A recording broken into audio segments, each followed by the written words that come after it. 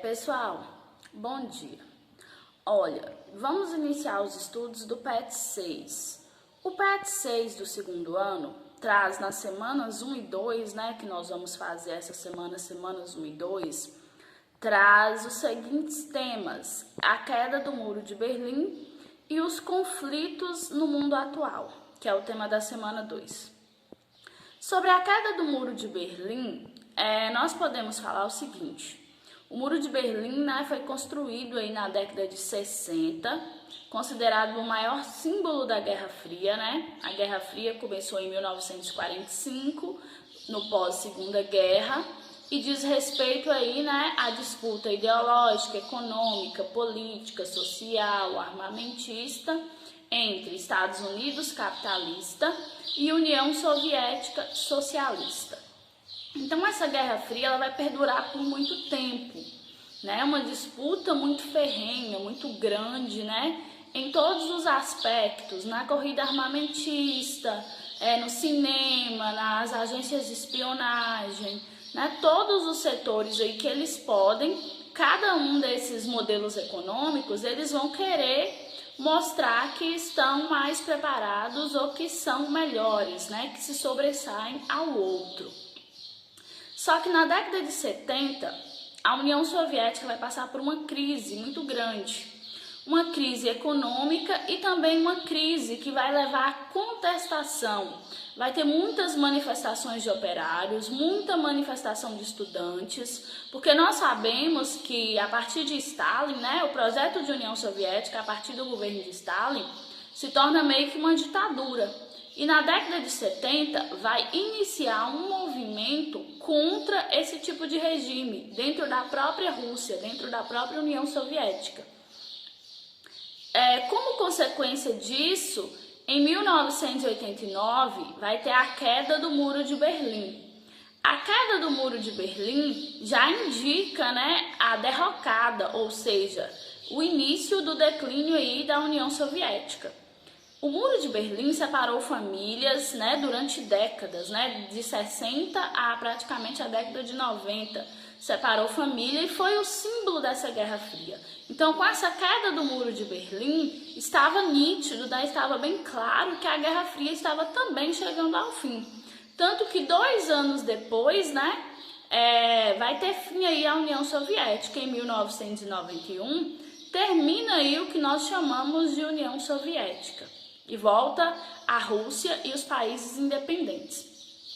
Porém, com o fim da Guerra Fria, não acabou a influência da Guerra Fria, Até hoje nós podemos perceber que aqueles países que eles foram para o lado mais socialista, eles até hoje têm regimes bastante fechados, como a Coreia do Norte, como a China, como Cuba, com a ditadura de Fidel Castro, está se abrindo no momento.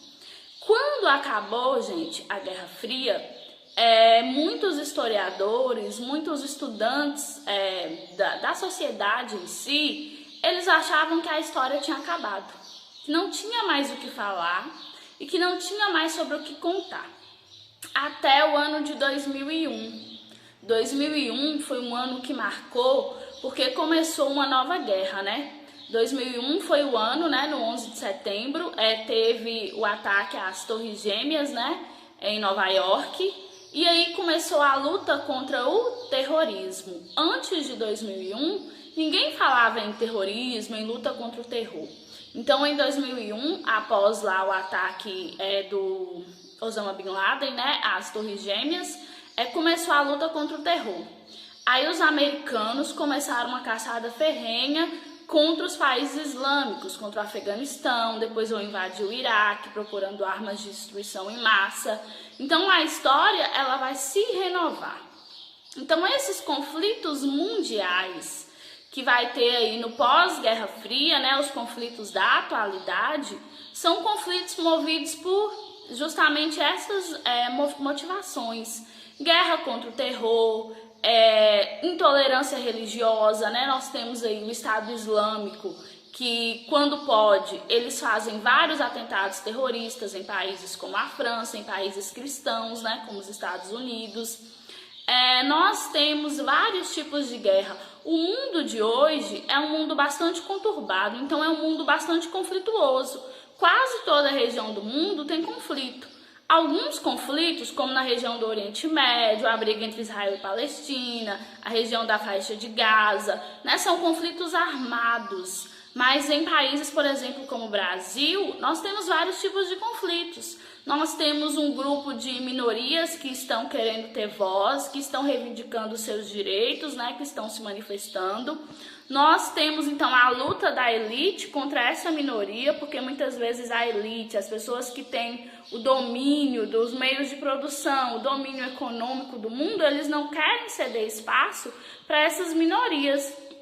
Nós temos a questão dos refugiados, que muitas vezes esses refugiados, se vendo ameaçados na região em que eles vivem, essas regiões que eu já disse, do Oriente Médio, da faixa de Gaza, eles estão fugindo, né, geralmente para países de primeiro mundo. E esses países de primeiro mundo estão erguendo muros, né, erguendo muros de contenção contra essas minorias, contra esses povos que estão chegando. Então a legislação está endurecendo.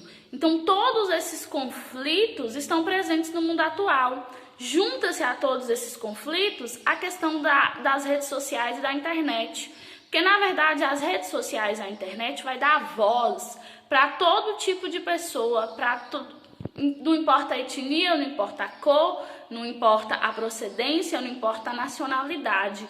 Inclusive em 2010, né, nós vamos ver aí uma segunda chamada Primavera Árabe, né, que foi um momento de várias libertações de países que antes eram ditadura, como Egito e vários outros países, a Síria, que eram países muito fechados e que com a chegada da internet as pessoas ganharam voz e começaram a se libertar de governos tirânicos e de governos ditatoriais. Então essa é a situação do mundo de hoje, um mundo permeado de conflitos, permeado de grupos que com a internet, com as redes sociais estão conseguindo voz, e aí entra em conflito as elites que querem manter esse domínio, esse poder com relação a essas minorias, um conflito entre países de primeiro mundo e países que muitas vezes as populações estão migrando para esses países de primeiro mundo para tentar uma vida melhor, e esses países de primeiro mundo estão erguendo muros, né? Por exemplo, o muro lá do México, que o Donald Trump tentou fazer várias vezes, dificultando a imigração e a entrada nos Estados Unidos. Tem a questão dos refugiados que estão fugindo para países da Europa. E aí vem uma série de conflitos, vem a xenofobia, vem a intolerância, né? Na verdade, a maior causa de conflitos no mundo é a intolerância. Intolerância econômica, social, religiosa, né? Tudo gira em torno da intolerância. Você não tolera o outro, não tolera o diferente, não tolera o que acredita em coisas diferentes, não tolera que as minorias consigam se afirmar também no mundo. Então, esse é um resumo básico, né, da situação que a gente vive no mundo de hoje. Vamos às atividades agora.